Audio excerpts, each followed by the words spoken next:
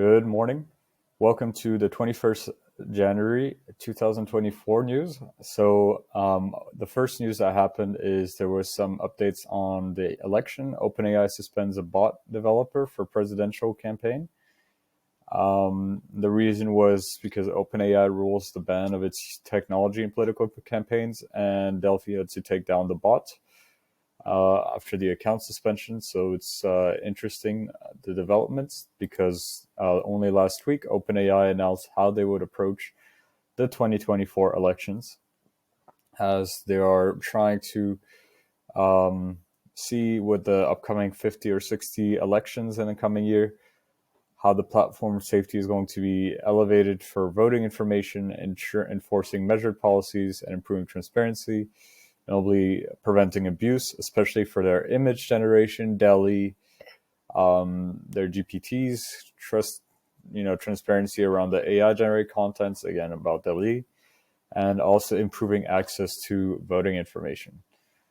Some of the very exciting news this week is also that we have an increase in new demand for chips, especially from Nvidia.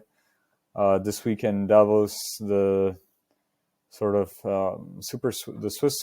National Supercomputing Center has confirmed that it will be purchasing the world's largest supercomputer to upgrading their previous one, and it will be really a powerful, strong force even in Europe.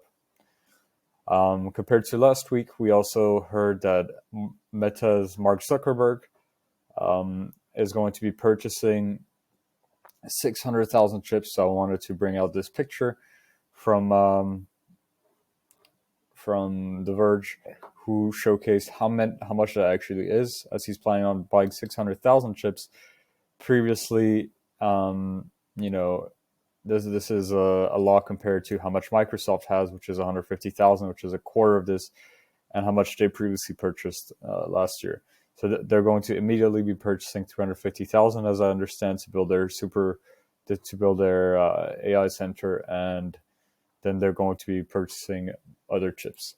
And if we look at the main stakeholders, so Microsoft, who partly owns OpenAI, as we understand, has appreciated last week. We're looking at the past 5 days since we're Monday. And we can see Meta's stock as well is overall up by a few percentage points, probably due to economic conditions. And during the age of the gold rush or the AI rush, it's best to be selling shovels, as we see Nvidia is selling a lot of these chips. So their stock almost appreciated 9%. As I understand, this is a bit more than just the economic conditions, as people are noticing the demand for their chips. From the OpenAI side, especially ChatGPT, seems like users are a bit surprised by how variable the limitations are for paid users, which limits at 20 messages every few hours, but it seems like they're still experimenting around from their side. It is a brand new application, so it's good to show some sort of understanding. And also another point is that they start integrating a new type of user interface, which many users have noticed, which is the A/B testing. So you get 2 responses generated, and then you have the choice between the 2, which one you prefer. Unclear as to why they do so, probably to improve the service and all these things. And to do the daily showcase, we have a picture of an extreme close-up of an eye. We see it's very, very realistic. It could be almost a real picture. And drawing eyes is very important in AI because hands and eyes are some of the hardest things to convey. And as we know, even artists struggled for a very long time to draw these kinds of things. Maybe something interesting to learn how to generate these images. The prompt is very specific. He even mentions the resolution, the highly detailed, that the image should be taken at an angle, that the camera aperture f/1.2, and which type of camera brand, so Canon, and as well as some negative prompt. So this was very interesting.